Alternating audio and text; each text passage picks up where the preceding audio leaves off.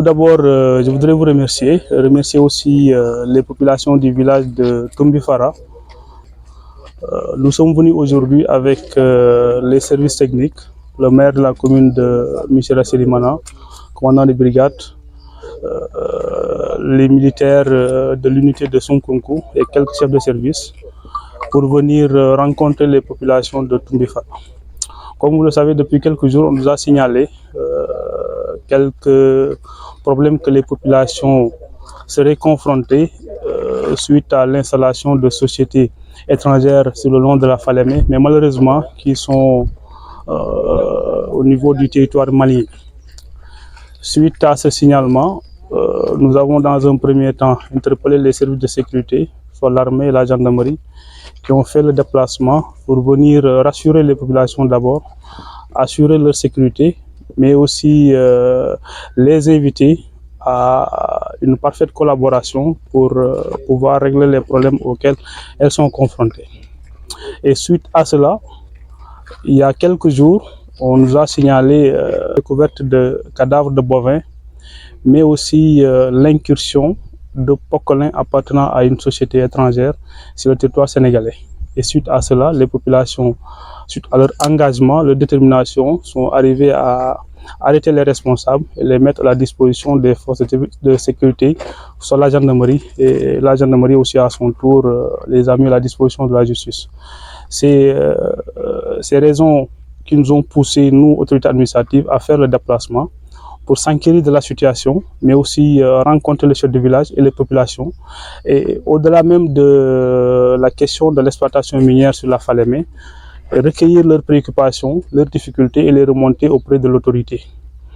Suite à notre visite, nous l'avons tous constaté, nous sommes actuellement sur le fleuve censé rempli d'eau, mais malheureusement, durant cette période, nous l'avons constaté, une bonne partie du fleuve est asséchée. On peut traverser à pied une bonne partie du fleuve. Ça aussi, c'est dû à l'action de l'homme, c'est dû à l'exploitation minière. Suite à ce constat que l'autorité avait même en 2024, le 31 juillet 2024, avait signé un décret pour suspendre les activités minières aux abords de la Falémé. C'était pour lutter contre la pollution, mais aussi améliorer le cadre de vie des populations qu'on avait constaté dégradées suite à l'exploitation des sociétés semi-mécanisées.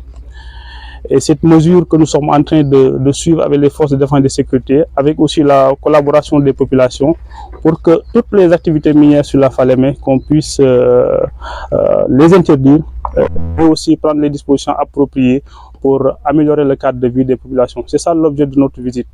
Nous avons aussi constaté qu'une bonne partie de l'eau de la Falémé est polluée suite à l'utilisation de substances chimiques, soit le cyanure, le mercure qui est utilisé pour la plupart du temps dans le cadre du lavage de l'or. Et ça aussi, les populations nous ont posé le problème. On a fait des prélèvements avec les services techniques pour aller peut-être faire quelques examens avec les laboratoires au niveau de Dakar ou bien au niveau de Kédougou. Nous avons rassuré sur ce point les populations. Nous les avons aussi invités à collaborer avec les forces de défense et de sécurité. Parce que ce fleuve-là, nous le partageons avec d'autres pays.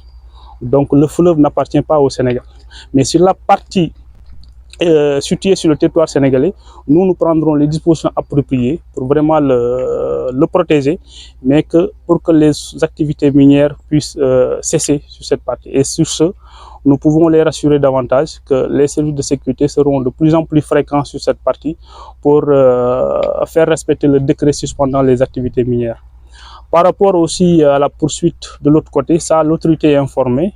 Donc, les autorités concernées sont en train de travailler avec le gouvernement malien pour essayer de trouver une solution pour pouvoir sauvegarder ce fleuve qui nous appartient à nous tous.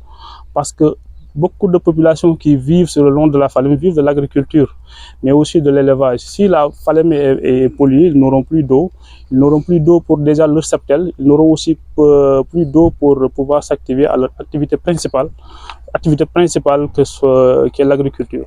Et sur ce aussi, nous prendrons toutes les mesures appropriées pour vraiment sauvegarder le fleuve.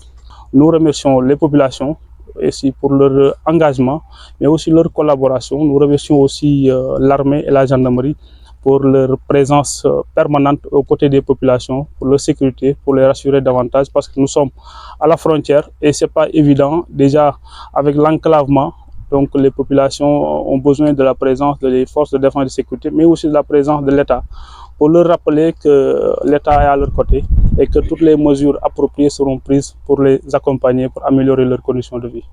Merci beaucoup.